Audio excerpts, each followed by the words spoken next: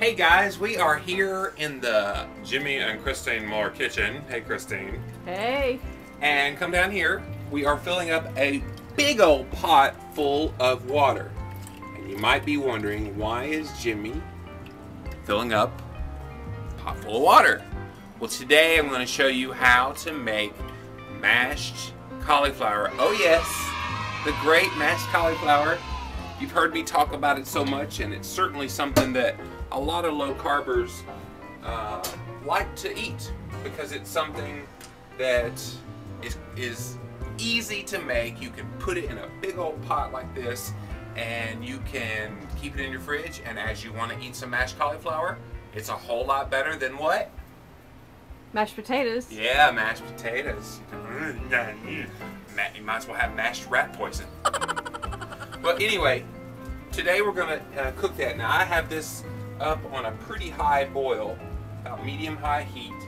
We'll go ahead and put some salt in there so that that'll be ready to go. Just a little bit of salt in there. Maybe just a little bit of olive oil. Just a little bit to kind of get it in there. Alright, so here are the basic ingredients that you need. Obviously, cauliflower, okay, butter, a little bit of bacon, sour cream, garlic salt, and some heavy whipping cream. And I didn't get out the cheese, but you can put cheese in there if you want. We need cheese. We need cheese. Cheese, cheese. Where's my cheese? Cheese. Cheese. You can tell he loves cheese. I like my cheese. Alright, so Christine has already so graciously cut up the cauliflower in a nice little flowerets, as they're called. So when you get them into little bite-sized bits like that, it's ready to go into the pot. Now, one thing that a lot of people ask is, can I use frozen cauliflower? And frozen cauliflower is okay. The thing about frozen, though, is it seems like it's got a lot of water in the cauliflower when you're cooking it. And I don't know, it just does something to it. So I prefer the fresh. And what we're going to do, Christine is going to show you there in the pot. What we're going to do, we're going to boil this to kingdom come. I mean, it's going to take probably 30, maybe even 45 minutes for that to fully boil, because we want it to boil and boil. So what we have is this little lid here that lets it breathe. We're going to go ahead and cover it up there, and we're just going to leave it there. And when we come back, we'll show you what we do next with the cauliflower. It's going to be something you've probably never seen anybody else that makes mashed cauliflower do. Now, I'm going to go ahead and take it off the heat, turn the heat off, take it off the heat. This little pot we have here is actually a colander built in. You can use your own colander if you'd like, but this is really convenient for us. Now be careful you don't burn yourself. Very easy to burn yourself with something like this, so be real careful. Now what you want to do is get as much of the juice out of it as possible. What I'll probably do is go ahead and get my traditional colander now, and we will dump the contents into the colander. Now be careful, because it's going to be real soft. So you don't want it to get all mushy in your colander. You want to save the mushing for what we're about to do in a minute. We just take this and just shake it. You want to get all that juice out of it, because what we're going to do is go ahead and show them what's over there. We're going to put it on that paper towel. We are going to put the cauliflower. And this is probably something you've never seen anybody else show you before on YouTube or anywhere else. But I believe it's the key to making mashed cauliflower and making it well. Because a lot of times when people make it, it turns out really nice and smooth and creamy. But guess what? It's very watery. So carefully, carefully, carefully roll it out onto the paper towels. Okay, so make sure it all gets on a clean counter. Christine washed this down for me, so thank you, sweetie. You're welcome. And you'll notice when you touch these, they're really soft. I mean, let me get a fork so you can see how soft that got. So it's really, really soft, kind of a potato consistency.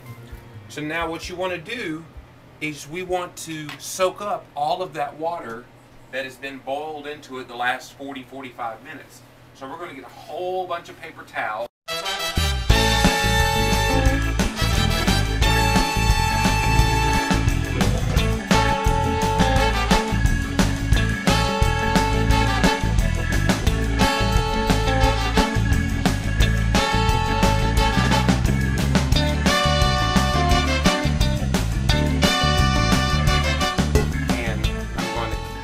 Lift this up. Alright, see how it just kind of all congealed together like that? That's okay. And this paper towel that I had laid down is just soaked. So we're going to lift it up easy, and we're going to dump it all into there. Now we get to add all the flavor. And now the fun part comes in. Now we get to add all the flavor. Okay, what is the flavor? The flavor comes in the form of butter, and so we'll just dump that right in there. Okay? And then more flavor comes in the form of bacon! Christine was very nice to crumple up this, or cook up this bacon. I'm going to crumple it up. She cooked it up. And we will crumple it up. This is basically what you would put in kind of a mashed potatoes, or a baked potato. Anything that you would normally put in mashed or baked potatoes, you're going to put in mashed cauliflower. That's what's going to give it the flavor, and that's going to be what will make your family think, hey, what is this, you know? So we got the bacon and the butter in there. Give my hands a quick little washing. All right. And then this is what I like to put in there.